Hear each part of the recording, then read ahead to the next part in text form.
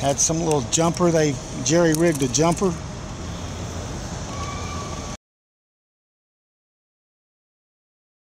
Busted this all up, ripped all the plastic, cut all the wires, tore the brakes off it, busted all the plastic. They pretty much fucked it up. They pulled wires out. It won't start now. Took it over and by the YMCA bus, tore this one up. The police chased the other one, the red Tau 50. The black kid jumped off of it, took off running between some buildings, and the moped just flipped and just disintegrated. The guy's, he's taking a bus to go get a job. This is what his transportation back and forth to his job was.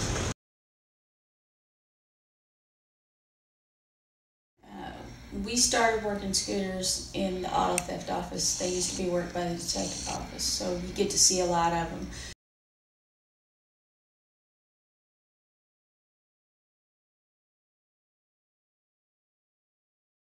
We had an accident that involved a stolen scooter.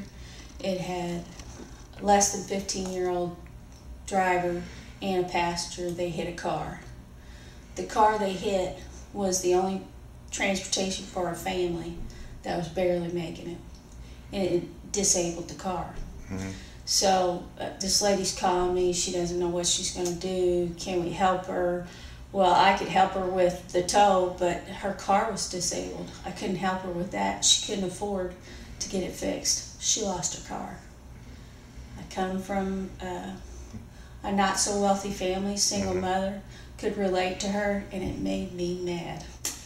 I sent a letter to Representative Rican and Senator Becker asking for some kind of change where these scooters had to be insured and registered, and that there'd be more regulations with some teeth in them, because it just didn't feel like what we had was enough.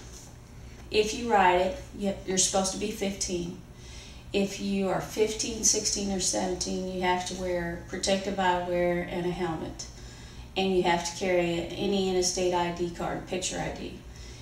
If you're over 18 or over, you have to carry a picture ID, but you don't have to register it, you don't have to insure it, you don't have to have a valid license. So you could be suspended or a habitual traffic violator and get on one of these and drive.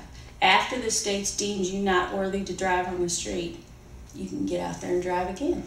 What I found now is the people that are riding them are not doing it because they want to be green for the most part. And there are people that's exactly why they ride those.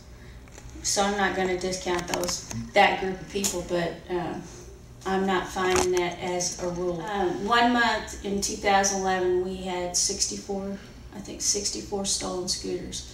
And I checked the driver status of those victims had their scooter stolen. One had a motorcycle endorsement, and I think 15 or 16 of them were suspended or habitual traffic violators, and then about 20-something maybe never had a license at all. So we're talking about unlicensed or suspended license.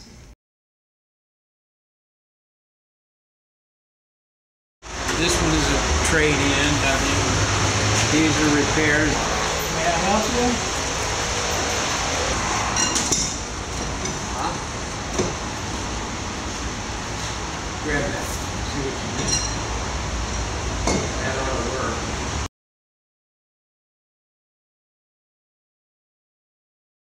That ought to work. They break the faceplate, reach, hotwire it, kickstart it. And if there's no kickstarter, they can't kickstart it. And if there is an alarm, it's going to let them know. They touch it, it goes whoop. They touch it again, it goes whoop, whoop, whoop. And then if they attempt to move it, it goes absolutely crazy. I bought a $1,700 scooter, and it got stolen. And I didn't want to spend another $17. So I bought 3, figure I'd sell 2. One would be reasonable. pushed them outside, sold them before noon. 3 become 6, 6 become 8, 8, 30, 30, now we buy them 100 at a time. Everyone is down on scooters. Now you can't blame them. Here you're in a 35, 40 mile an hour speed limit. They're restricted to 25 miles an hour.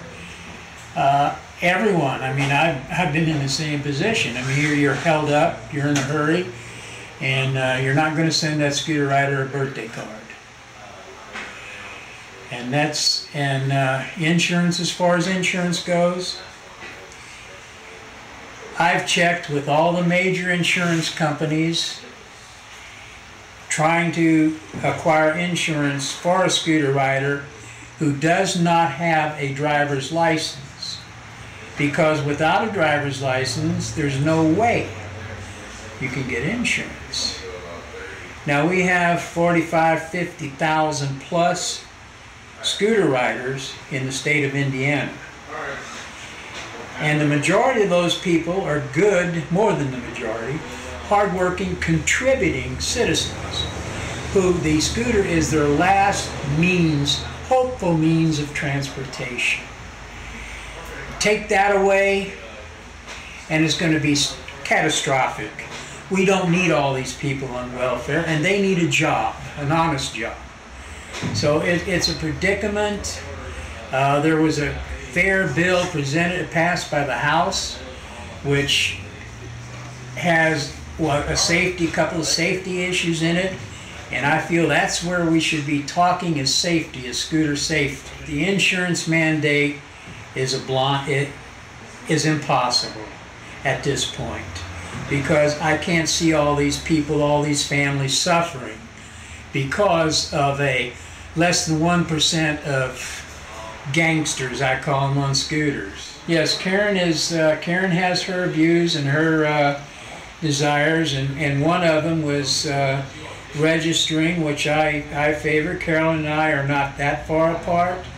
The only thing that we disagree on is the compassion for the 50,000 plus people that this would affect.